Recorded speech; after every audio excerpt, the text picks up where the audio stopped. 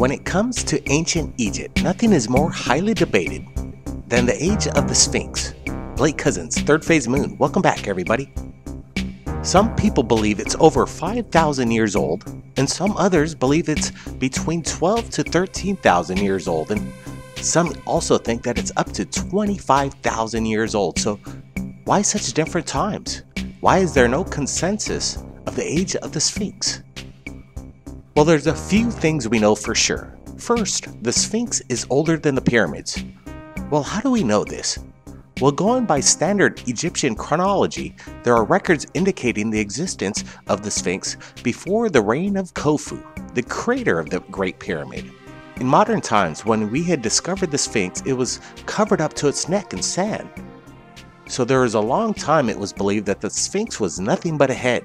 But as excavations started to take place all around Egypt, it was discovered that it was not just a head, but there's an entire body attached to the Sphinx. But this isn't the first time that happened. In the year 1401 BC, the pharaoh Thutmose was still only a prince and not even in the line to be a pharaoh. While out hunting on a trip with some of his followers, he grew tired and laid down next to the Sphinx and had a dream, and says the Sphinx spoke to him. And this is what it said: "Look at me, see me. I am your father, and I shall give you the kingship on earth in front of all the living ones. You shall wear the white and red crowns upon the throne of Geb.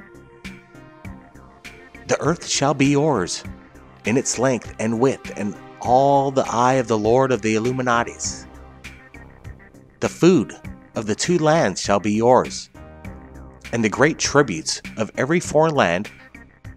Your lifetime will be time in many years. My face is yours, my heart is yours, and you are the protector to me. For my condition is like the one that is in need. All my limbs are dismembered, as the sands of the desert upon which I lay have reached me. So run to me to have that done which I desire, knowing you are my son and my protector. Come forth, and I shall be with you. I shall be your leader." So Thutmose did as the Sphinx instructed and uncovered the Sphinx's body. And the Sphinx kept his promise and made Thutmose pharaoh. And to honor the occasion, Thutmose had a stela created and placed it between the paws of the Sphinx.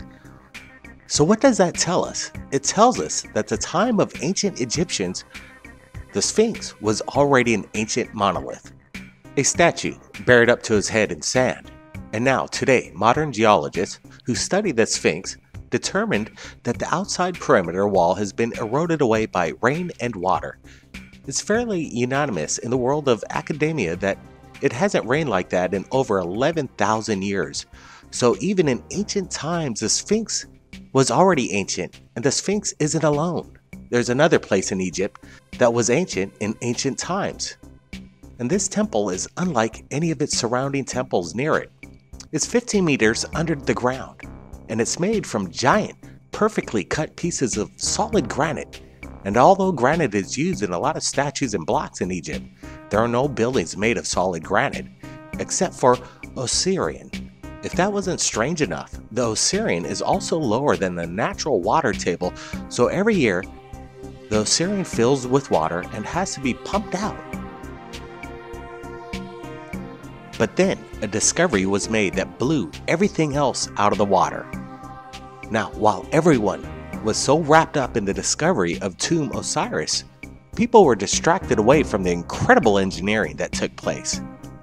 They started with a shaft, cut 20 feet straight down, then took a 90-degree angle, then went out 40 foot more, then went straight down another 40 feet, till you came to a staging room that had 7 hollowed out carved places. Inside were 7 granite stone sarcophagi, and in the corner of that room was found another shaft, cut straight down to 90 feet underneath the Sphinx, and there they found the tomb of Osiris,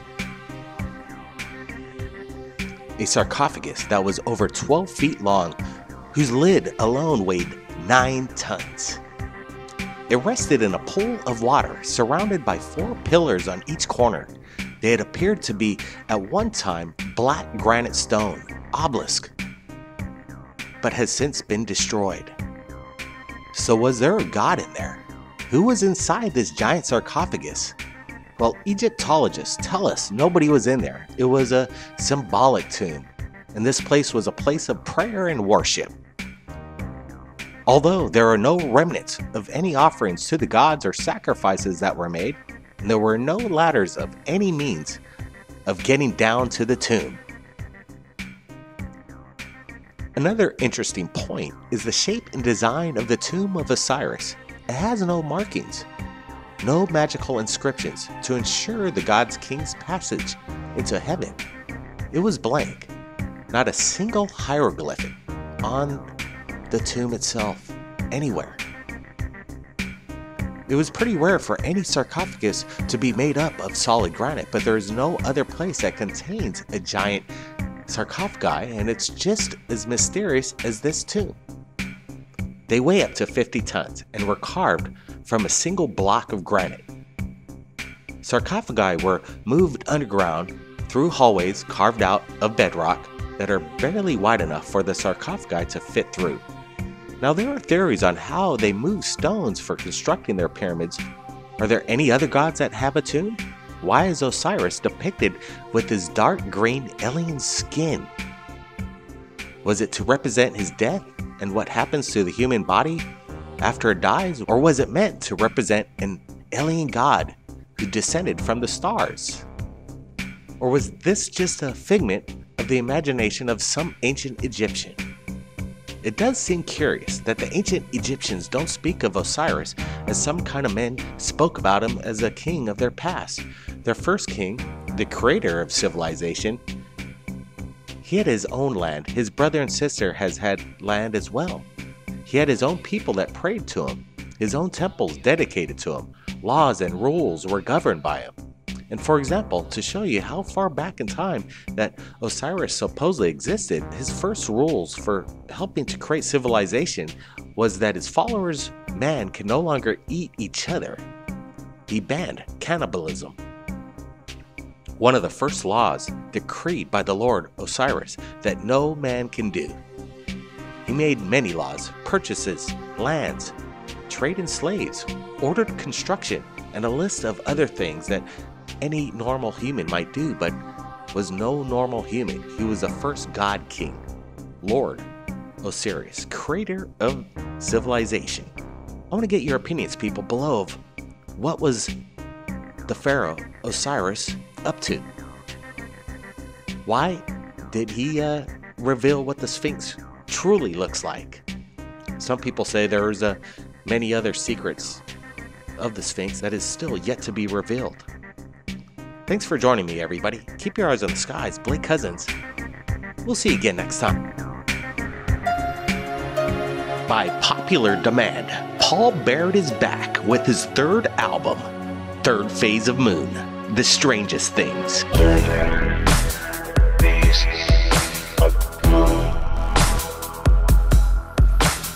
12 brand new tracks heard by millions on your favorite channel, Third Phase of Moon.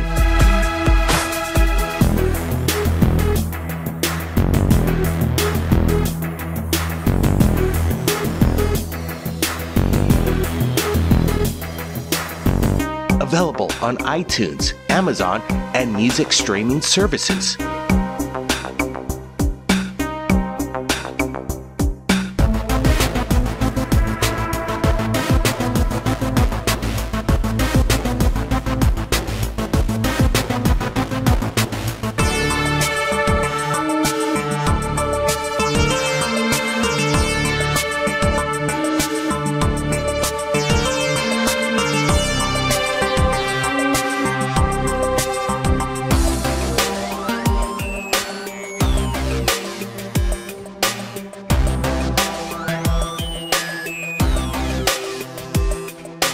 Paul Barrett's Third Phase of Moon, The Strangest Things.